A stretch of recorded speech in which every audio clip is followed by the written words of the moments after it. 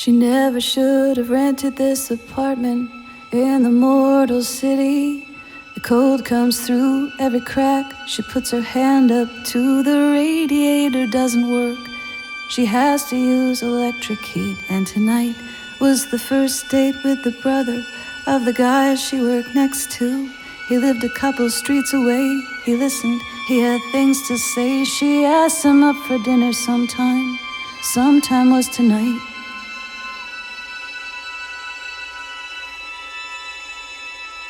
The radio gave updates on the ice storm while she made the dinner. They said from all the talk, you shouldn't drive or even walk, and this just in. They're asking everyone to turn out their power. They need it at the hospital.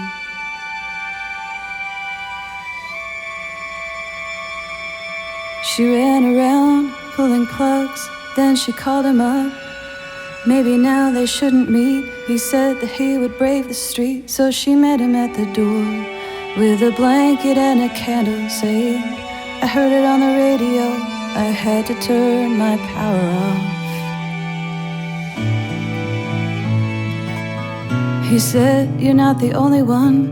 The streets were dark tonight. It was like another century with dim lamps and candles lighting up the icy trees with the clouds and a covered moon. She said, what kind of people find a city where you can't see the sky, you can't feel the ground? I tell you something, I have this feeling that the city's dying. He said, it's not dying, it's the people who are dying. She said, yes, yes, I think the people are dying and nobody cares. We had all this technology, our dreams were bold and vague, and then one city got bad planners. One city got the plague.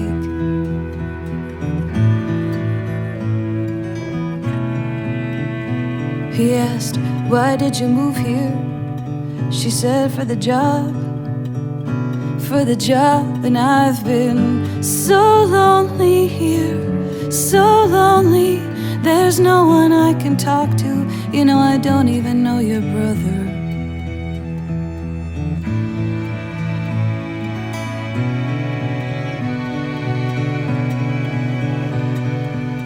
He smiled and said, sometimes at night I walk out by the river. The city's one big town, the water turns it upside down. People found this city because they love other people.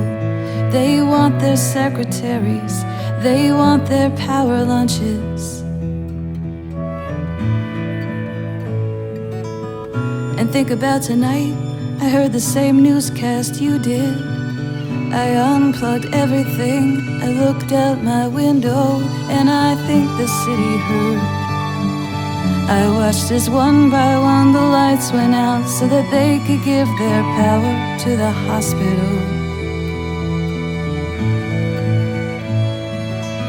They ate in silence while she thought this over. They sat together in a dark room in the mortal city, shifting in their blankets so they wouldn't get spaghetti on them.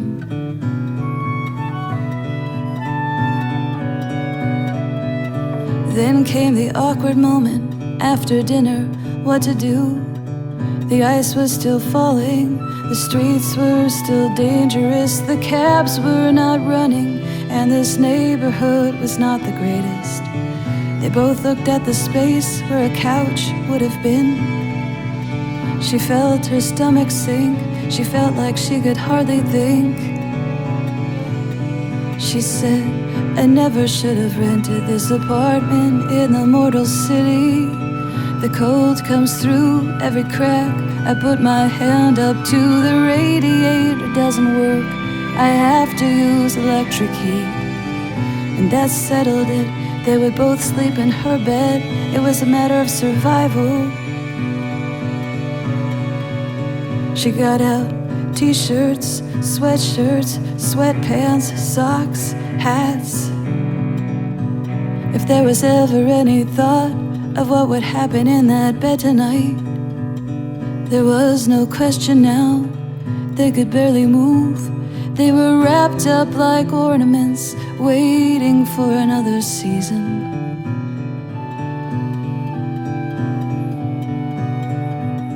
They lay together and they listened to the pelting ice. He said, my brother's not a bad guy, he's just quiet.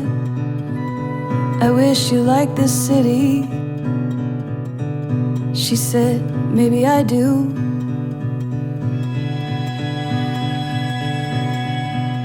I think I have a special kind of hearing tonight.